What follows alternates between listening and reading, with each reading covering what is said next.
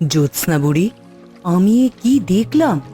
আমাদের পরিলোকের একটি সাধারণ ফুলের এত ক্ষমতা! এই নাও তোমার বাজার। আমাকে এখন আবার একটু মাঠে যেতে হবে। আমি একেবারে দুপুরের সময় আসবো, কেমন? এই বনটা কত সুন্দর, আমার মাঝে মাঝে ইচ্ছে করে এখানেই থেকে যাই। জ্যোৎস্না বুড়ি, তুমি কি নিশ্চিত যে আমাদেরকে কেউ চিনে ফেলবে না? না মহারানী, আমরা তো আমাদের ডানা লুকিয়ে রেখে এসেছি। এই প্রজাপতি দুটো ধরে যদি মহারাজকে দেখাতে পারি, তাহলে উনি নিশ্চয়ই আমার কাছ থেকে প্রজাপতি দুটো কিনে নেবেন। আমাকে ওই নীলাঞ্জনার মাথার একটা চুল এনে দাও, আর তারপর তোমরা দুজনে আবার প্রস্তুত হও, কারণ একদিন নিশ্চয়ই সমস্ত দুর্যোগ কেটে গিয়ে সুন্দর ভবিষ্যৎ তৈরি হবে। তখন আবার আমার নীলাঞ্জনা আমার কাছে থাকতে পারবে। আরে কানুদা, কেমন আছো? আরে সদানন্দ, ভালোই আছি। তোর দিনকাল কেমন যাচ্ছে? এই তো ঈশ্বরের কৃপায় ভালোই যাচ্ছে। কিন্তু তুমি তো রবিবার বাজারে আসো না, আজ এলে যে বড়? না এসে উপায় আছে? কেন, বৌদিদি কিছু কি কিনতে পাঠিয়েছে নাকি? আরে না, এসেছি নিজেরই দরকারে। তুই বলে বুঝবি, দেখেছিস তো জমির কি অবস্থা। আগাছা যেন একেবারে ভরে যাচ্ছে, কেটে কেটেও কোনো কুল পাওয়া যাচ্ছে না। তাই আগাছা মারবার ওষুধ কিনতে এসেছিলাম। কি একটা অবস্থা! জমিতে এত কষ্ট করে সার দিয়ে চাষ করি, ফসল বড় হয় না, অথচ আগাছা ঠিকই সব সময় হাঁটু সমান লম্বা হয়ে থাকে। তা তোর জমির কি অবস্থা? তা আছে মোটামুটি, আগাছা যে হয় না তা না, তবে এখনো অত বড় হয়নি, কেটে ফেলে দেওয়া যাচ্ছে। যাক, বেঁচে গেছিস। আচ্ছা, দেরি হয়ে যাচ্ছে, ওই বিকেলের দিকে একবার মাঠে যেতে হবে। আমি তাহলে আজ চলি, হ্যাঁ? আচ্ছা ঠিক আছে। তোরা দুজন গাছে চড়ে থাকতে থাকতে কি বাঁদর হয়ে গেলি নাকি রে? নিচে আসার নামই নিচ্ছিস না। আহা, বিরক্ত করছিস কেন? গাছের উপর বসে থাকলে কি বাদর হয়ে যায় নাকি মানুষ?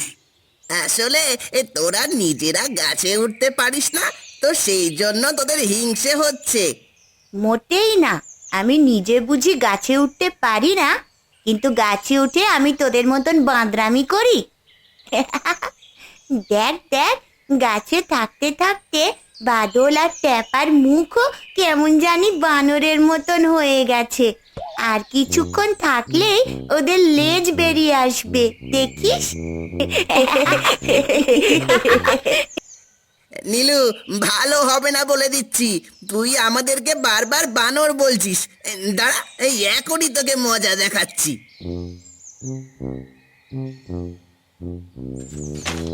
এই বাদল, তুই আমার মাথায় ফল মারলি কেন? ইস, এমন ভাব করছিস যেন তোর মাথায় পাথর মেরেছে। দাঁড়া, এবার তোদেরকে মেরে দেখি কেমন লাগে। পারে না, পারে না।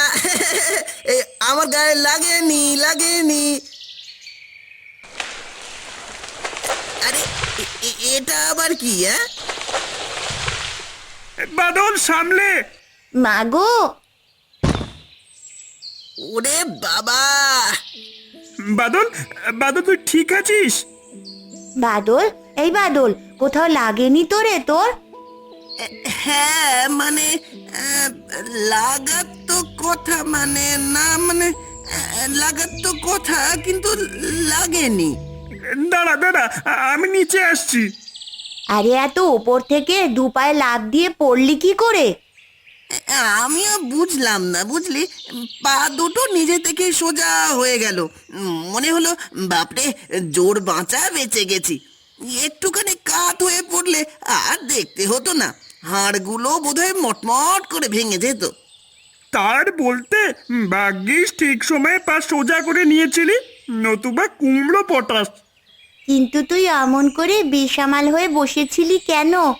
একটু এদিক ওদিক হলে আজকে কত বড় বিপদ হতো, তা বুঝতে পারছিস? আরে না, আমি ইচ্ছাকৃত পড়েছি নাকি? আমার হঠাৎ করে মনে হলো পাশের গাছের পাতার মধ্যে কি যেন একটা নড়ছে। হাত বাড়িয়ে দেখতে গেলাম, আর মানে আর আর জিনিসটা আমাকে ধাক্কা দিল। হ্যাঁ, ধাক্কা দিল? কে ধাক্কা দিল? ওটাই বুঝলাম না। আমার মনে হয় গাছের ভিতরে কিছু একটা আছে। আমি বুঝতে পেরেছি কি আছে। বুঝতে পেরেছিস? কি বুঝতে পেরেছিস? কি আছে পাতার মধ্যে?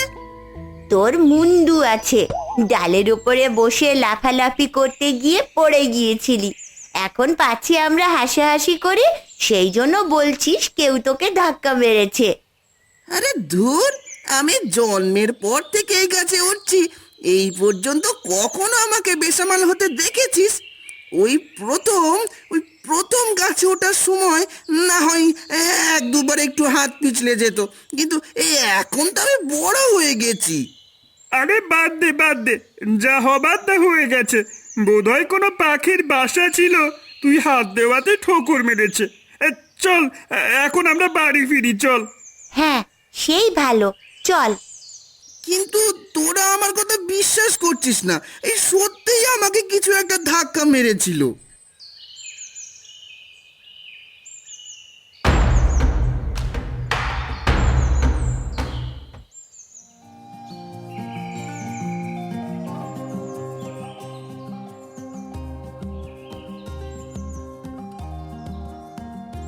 কি ব্যাপার নীলু, তোর মা কোথায় গেছে?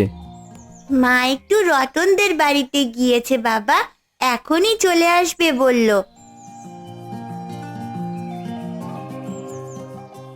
কি ব্যাপার, রতনদের বাড়িতে গিয়েছিল শুনলাম? হ্যাঁ গো, রতনের মা আমাকে ডেকে নিয়ে গেল। আরে সে এক অদ্ভুত কাণ্ড। অদ্ভুত? কি রকম অদ্ভুত মা? রতনদের বাড়ির ঠিক পেছনেই একটা কলা গাছ আছে। সেই গাছে প্রত্যেক বছর কলা ধরে, আর কলাগুলো বেশ ভালো। আজ সকালবেলায় রতনের বড় দাদা গাছ থেকে কলা পেড়েছে। রতন খাওয়ার জন্য একটা কলা খুলতেই দেখলো কলার ভেতরটা সম্পূর্ণ পচে গেছে, অথচ বাইরে থেকে দেখলে কিছুই বোঝা যাচ্ছে না। একদম ভালো কলা। রতন আরো কয়েকটা কলা ছিঁড়লো, তাতে ওই একই অবস্থা। তাই দেখতেই গিয়েছিলাম গো। এতে আবার দেখার কি আছে? হয়তো গাছে পোকা টোকা লেগেছিল।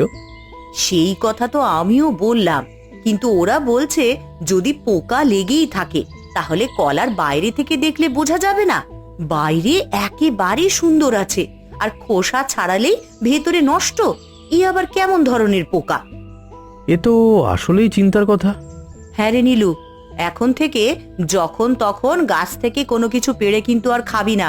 খাওয়ার আগে দেখে নিবি, যদি পোকা থাকে তাহলে কিন্তু পেটের অসুখ করবে।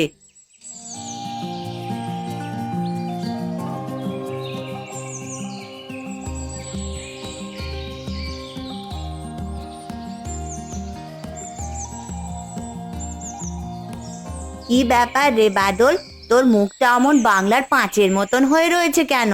আবার কিছু হয়েছে নাকি? আমার কিছুই হয়নি, কিন্তু কিন্তু আজকে বাবা মাঠ থেকে ফিরে বেশ মন খারাপ করে বসে আছে। মাঠের সব ফসলে নাকি পোকা লেগেছে। বাবা ঠিকঠাক কীটনাশক দিয়েছিল, কিন্তু তাও কোনো কাজ দেয়নি। আমাদের অনেক ফসল এবার নষ্ট হয়ে যাবে। ইস, আমার ছোট কাকাও আমাকে বলছিল তার জমিতে নাকি এবার আগাছা এতই বেড়ে গেছে যে ফসল বড়ই হতে পারছে না। একদিন কাটলেই পরের দিন আরো বেড়ে যাচ্ছে। কাকা কিছুই বুঝতে পারছে না কি করবে। সবার ফসলেরই কোনো না কোনো ক্ষতি হচ্ছে, এর কারণ কি? বৃক্ষস, বৃক্ষস, কোথায় তুমি? তোমাকে এখানে কিসের জন্য পাঠানো হয়েছে এটা মনে আছে তো? কেন মনে থাকবে না, খুব মনে আছে। তাহলে এতদিন ধরে এখানে আছো, নীলাঞ্জনাকে একবারও পাকড়াও করনি কেন? দেখো বৃক্ষস, তুমি অন্য সবার মতো ওই মেয়েটাকে সাধারণ মেয়ে বলে ভুল করছো। ওই মেয়ের কিন্তু অনেক ক্ষমতা, এটা মাথায় রেখো। কুহক আর কায়া পাহাড়ের পাথর দানবকে সে হারিয়ে দিয়েছে। জানি, আমি জানি, এই জন্যই তো এত কিছু করছি। ধান, সবজি, তরিতরকারি যত নষ্ট হবে, ফলমূলে যত বেশি পোকা লাগবে, জমিতে যত বেশি আগাছা বড় হবে, তত বেশি আমি আর আমার ক্ষমতা বাড়বে। আর আমার ক্ষমতা বাড়লে কি হবে সেটা তো তোমরা জানোই। তখনই ওই নীলাঞ্জনা আমার কিছুই করতে পারবে না। ফসল নষ্ট করে কি লাভ হলো? এর থেকে ধানগুলো অন্তত আমাকে দিয়ে দিতে পারতে, আমি একটু পেট ভরে খেতে পারতাম। কর্কশ, সবসময় খালি খাই আর খাই। ঠিক আছে বৃক্ষস, তুমি তোমার কাজ করো। যদি তুমি সফল হও তাহলে অঙ্গারাজ তোমাকে পুরস্কার দেবেন। তবে খেয়াল রেখো, ওই মেয়েটার সমস্ত ক্ষমতা কিন্তু আমাদের চাই, তার যেন কোনো ব্যত্যয় না ঘটে। কোনো চিন্তা নেই, আমি যখন দায়িত্ব নিয়েছি তখন নিশ্চিন্তে থাকো, ওই মেয়েকে আমি বন্দি করতে পারবোই। বেশ। নীলাঞ্জনা, এবার তুমি আমার কাছ থেকে বাঁচতে পারবে না। গ্রামের সবার ফসলে পোকা লেগেছে, গাছে ফল ধরছে না, সবজি নষ্ট হয়ে যাচ্ছে, সারেও কোনো কাজ হচ্ছে না। না, আমার মোটেও ভালো লাগছে না। আমার মনে হচ্ছে এর পেছনে কেউ আছে, আর সে ইচ্ছাকৃতই সব করছে। আচ্ছা, এখন তো বাবা মা ঘুমিয়ে আছে, আমি কি একবার বাইরে গিয়ে দেখব? এমনও তো হতে পারে যে রাতের বেলা কেউ এসে ফসল নষ্ট করে যাচ্ছে, কারণ দিনের বেলা এমন করলে তো কেউ দেখতে পেত। এবার বাবা মা উঠে পড়ার আগে আমাকে দেখতে হবে কে আমাদের গ্রামে সব ফসল নষ্ট করছে।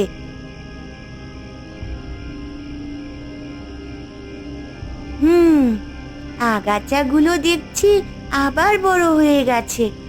না, এখন আমি নিশ্চিত এগুলো কেউ ইচ্ছাকৃত করছে, কিন্তু কে সে?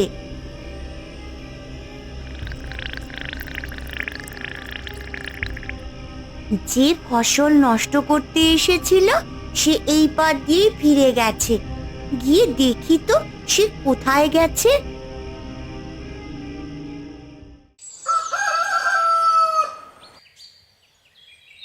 মা, এখন তো দেখছি ভোর হয়ে গেছে। মা ঘুম থেকে উঠে যদি আমাকে বিছানায় না দেখে তাহলে তো চিন্তা করবে। ঠিক আছে, এখন আমি বাড়ি ফিরে যাচ্ছি।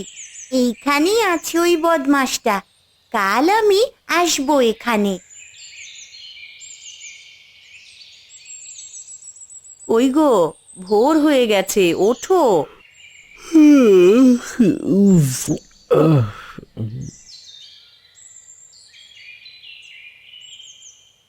কি ব্যাপার রে, নীলু যে এখনো এলো না? নীলুদের বাড়িতে গিয়েছিলাম, ওর মা বলল ওনাকে বেরিয়ে গেছে। কোথায় বেরিয়ে গেছে? তা কি জানি, এমনিতে নীলু বাড়িতে থাকতে চায় না। সে না হয় বুঝলাম, কিন্তু গিয়েছেটা কোথায়?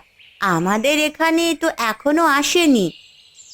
হয়তো নিজের মনে এদিক ওদিকে কোথাও ঘুরে বেড়াচ্ছে, চলে আসবে এক্ষুনি। আমার কিন্তু কেমন জানি লাগছে। কেমন লাগছে রে? ঠিক বুঝতে পারছি না, কিন্তু আমার মনে হয় আমাদের নীলুকে খোঁজা উচিত। এই চল না একবার উত্তরের ওই বনে যাই, নীলু তো মাঝে মাঝে সেখানে যায়। যাবি? আচ্ছা ঠিক আছে, চল গিয়ে দেখে আসি। উফ, এই নীলুকে নিয়ে আর পারা যায় না। চল তাহলে। আমি জানি তুমি এখানেই আছো, তুমি আমাদের গ্রামে সবার ফসল নষ্ট করছো, বেরিয়ে এসো। ওরা বলেছিল বটে যে তুমি বেশ বুদ্ধিমতী, এখন দেখছি কথাটা সত্যি। তুমি কে? আর তুমি আমাদের গ্রামের সবার ফল ফলাদি সবজি নষ্ট করছো কেন? আমার ভালো লাগে তাই। কিন্তু এতে যে আমাদের ক্ষতি হচ্ছে। যদি ফসল সব নষ্টই হয়ে যায় তাহলে আমরা চাল পাবো না, তরি তরকারি সবজি পাবো না, আর ফসল বিক্রিও করতে পারবো না। তাতে আমার কি? যত ফসল আমি ধ্বংস করব তত বেশি আমি শক্তিশালী হয়ে উঠব, আর আমি তখনই তোমাকে হারাতে পারবো। কেন আমাকে হারাবে কেন?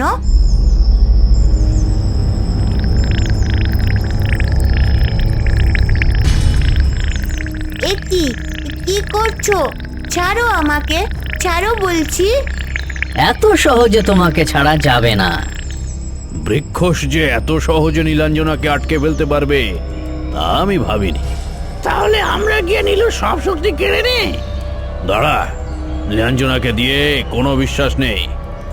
যখন বুঝবো নীলাঞ্জনা একেবারে দুর্বল হয়ে পড়ছে তখন আমরা ওর কাছে যাব।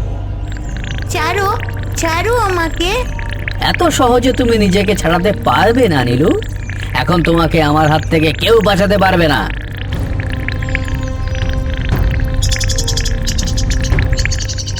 এই এই এই এই এই, মাথায় কে ঠোকর মারছে? দূর হ, দূর হ। আরে এই পাখিগুলো পেয়েছেটা কি? এ নিশ্চয়ই নীলাঞ্জনার কারসাজি। দাঁড়া, এক্ষুনি মজা দেখাচ্ছি। ও, এই পাখিগুলো ভেবেছে ওরা আমাকে কেবল ঠোকর মেরে নীলুকে বাঁচাতে পারবে। আজকে এই বনের সব পাখি আমি শেষ করে ফেলবো। খবরদার বলছি, যদি তুমি আমার বন্ধুদের কোনো ক্ষতি করো তাহলে। এ কি, তুমি ছাড়া পেয়ে গেছো? হ্যাঁ, আমার বন্ধুরা আমাকে মুক্ত করেছে। তারা তোমাকে কেবল মুক্ত করেছে, কিন্তু আমার হাত থেকে ওরা তোমাকে কি করে বাঁচাবে? আমি প্রথমে তোমাকে বন্দি করব, আর তারপর তোমার চোখের সামনে এই পুরো জঙ্গলটাকে নিঃশেষ করে দেব। না, তুমি এমনটা করবে না। তুমি এখনই চলে যাও আমাদের গ্রাম থেকে। তোমাকে না নিয়ে তো আমি যাব না নীলাঞ্জনা।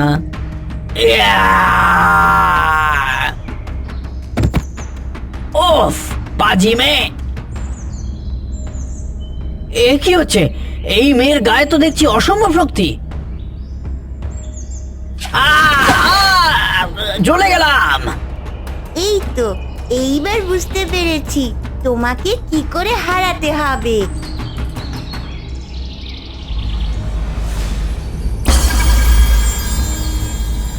এ কি হচ্ছে? আমি নড়তে পারছি না কেন? কি করছো তুমি? এবার দেখেছো বন্দি হতে কেমন লাগে? আর করবে আমাকে বন্দি?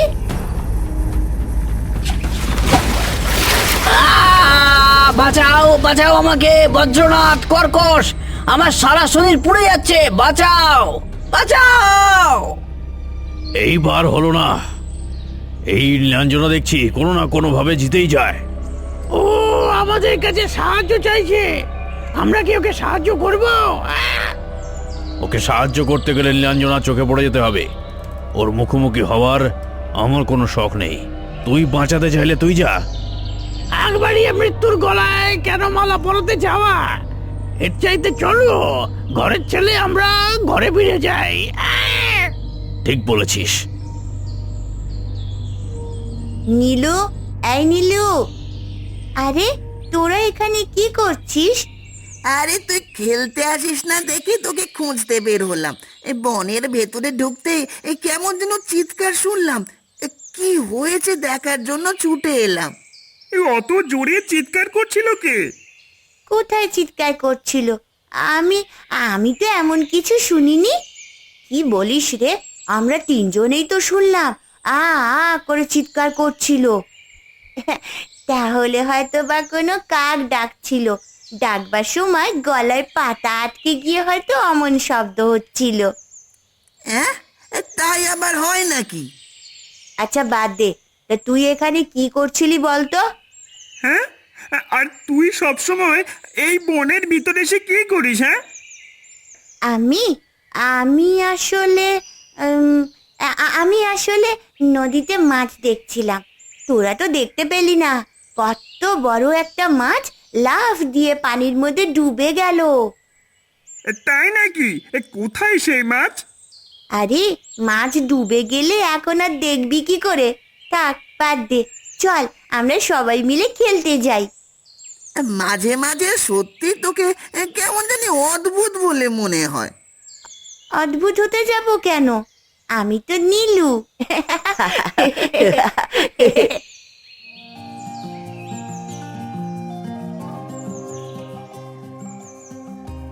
এই যে এই এতক্ষণে তোমার মেয়ের ফেরার সময় হলো। কি করব, বন্ধুদের সঙ্গে খেলছিলাম না। আয় শিগগিরই হাত মুখ ধুয়ে এসে বস, তোর মা পায়েস বানিয়েছে। পায়েস? পায়েস আমার ভীষণ পছন্দ।